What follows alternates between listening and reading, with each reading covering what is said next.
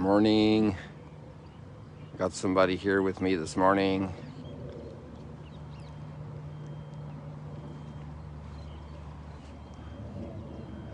You know Celine, right? My sister. So Celine has been here for a while. She used to live in that little house over there. But then more consecrated came, and what happened? After we had about 5 consecrated in our community, we couldn't fit here anymore, so we moved to a small rented apartment down the road here towards Tiberias, at the very beginning of the city of Tiberias. And now we've moved back here because of the situation, so that we're all together here and also have daily mass here. It's also empty. It's good to be together. And anyway, it's a joy to be here with you this morning and to share with my brother in this morning sunrise stroll and chat.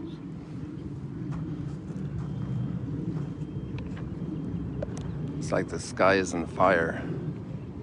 Even the lake is on fire.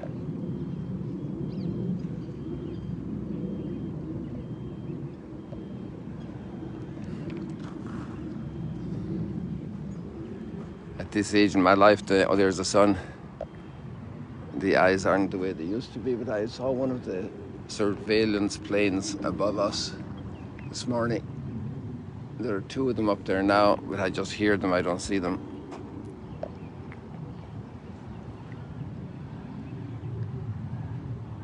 Isn't that a beautiful sky? Well, you know, we should come back here for a second, because all the clouds all around are beautiful as well.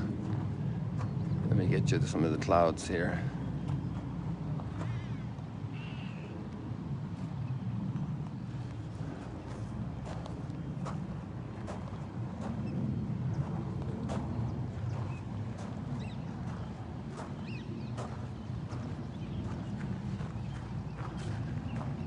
It's amazing all the forms they take.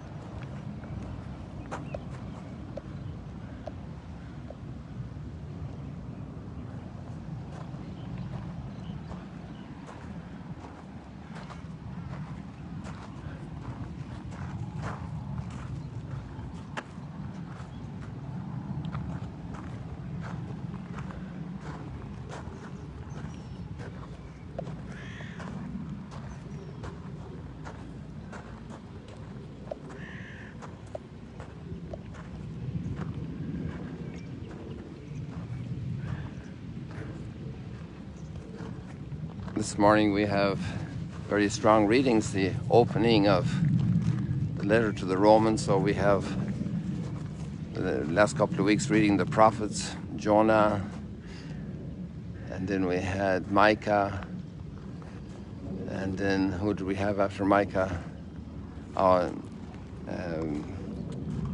Joel, the prophet Joel. And there's a great similarity in their messages, but today actually Jonah is mentioned in the gospel. That's also interesting. I want to see this full sun again here in the Ducan Altum window.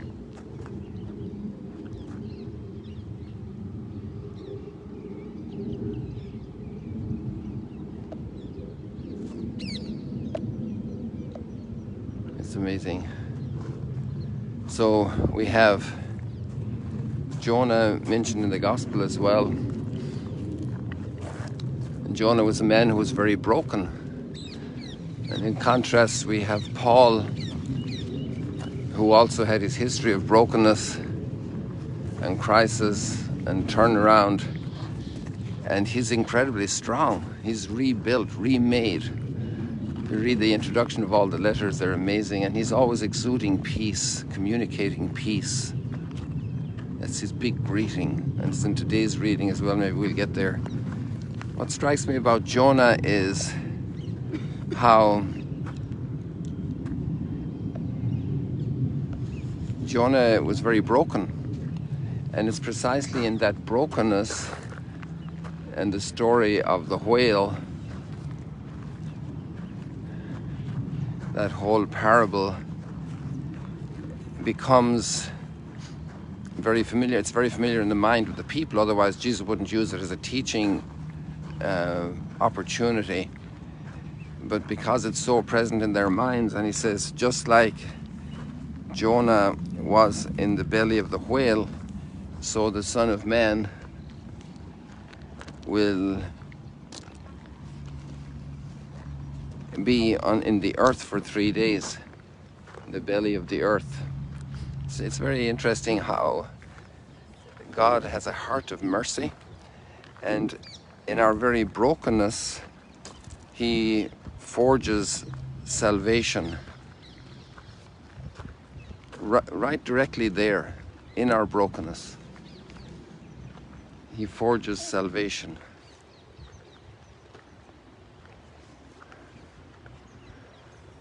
And that's an opportune word for our world today.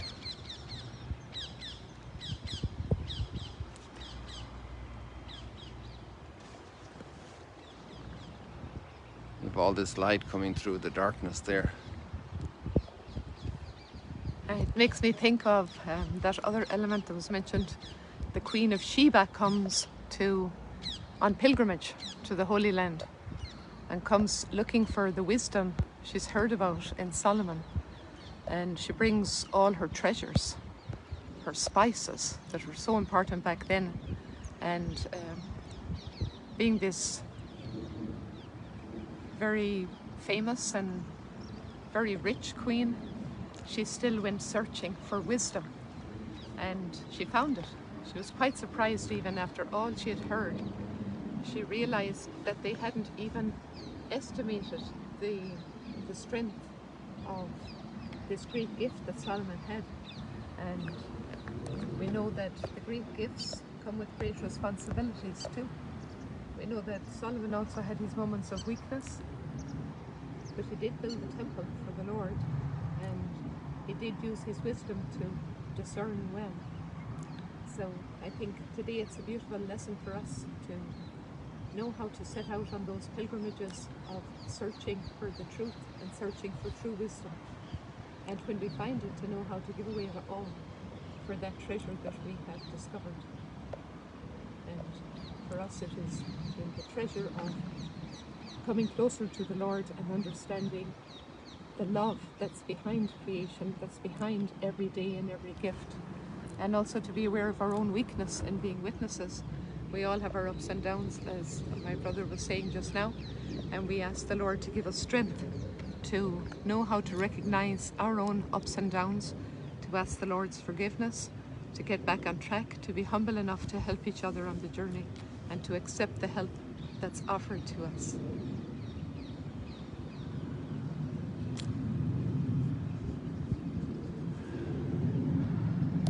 I think it's a while since I used the line of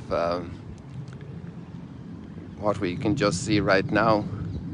We're seeing amazing light, beauty, but that wouldn't be possible without the clouds.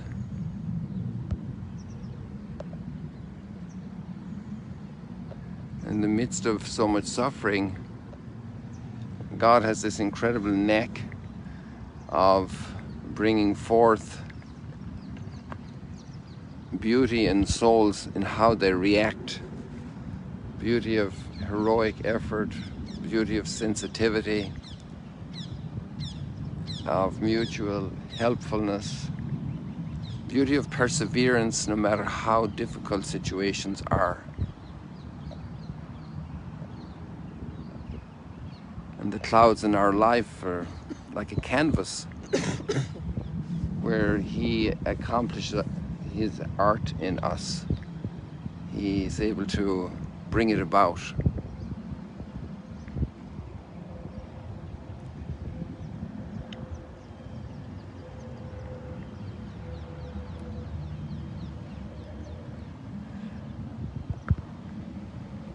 There's some more traffic today.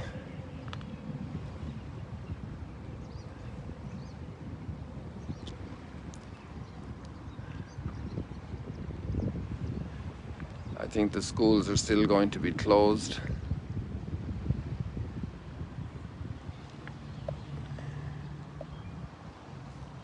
So it's that part of the harsh reality of conflict and so much damage being done.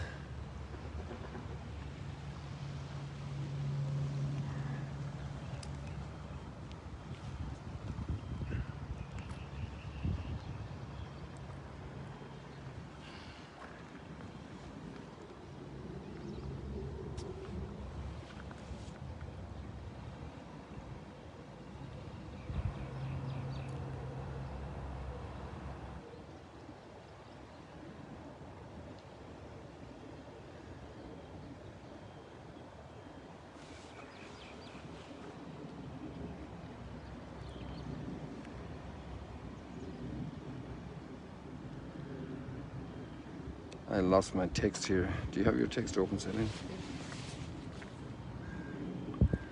I think I touched it with my finger and it moved on to something else.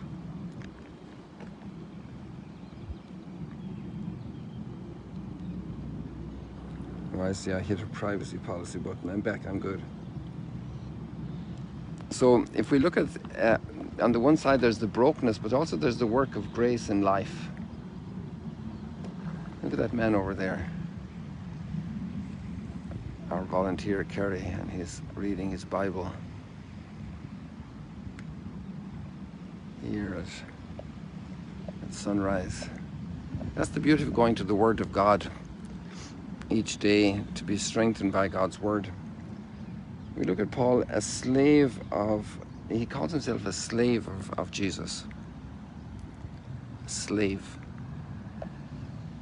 Obviously, it's a whole different meaning now of the word slave. Some things are in common, that's the way it is with metaphors. And it's a social reality, slavery. But he totally belongs, his faith captures his whole life. And he's completely at the service of his beloved Savior. And he has this whole view of history, of revelation. I encourage you to read that text. You'll have it in the link.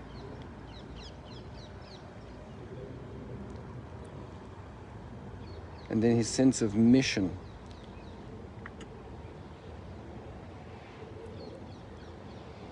And he sees his being sent out as also a grace, the grace of apostleship.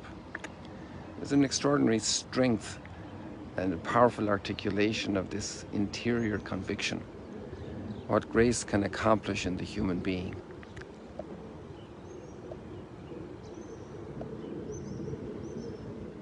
A man that was bent on destroying his enemies, totally eradicating them off the map,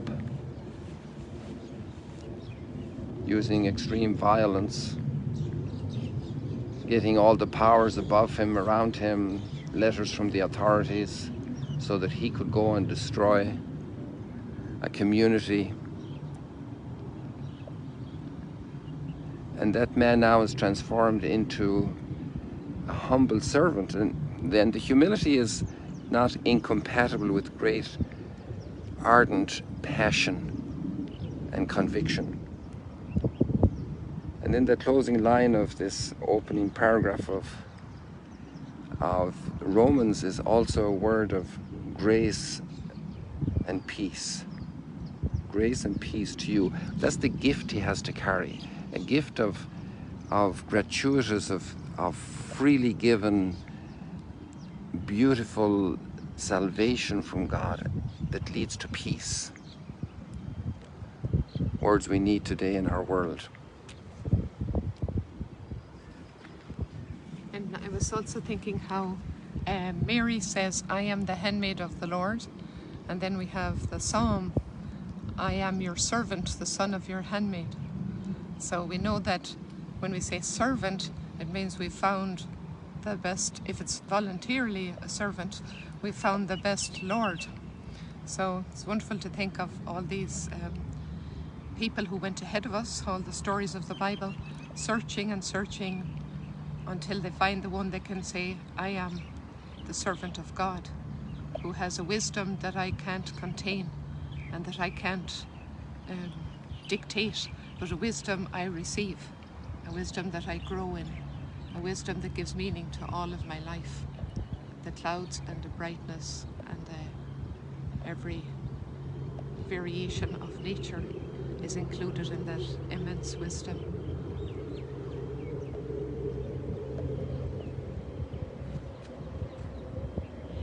I think we leave it like that for today, people. This extraordinary sky this morning. And we'll do our little selfie moment, which is very special this morning.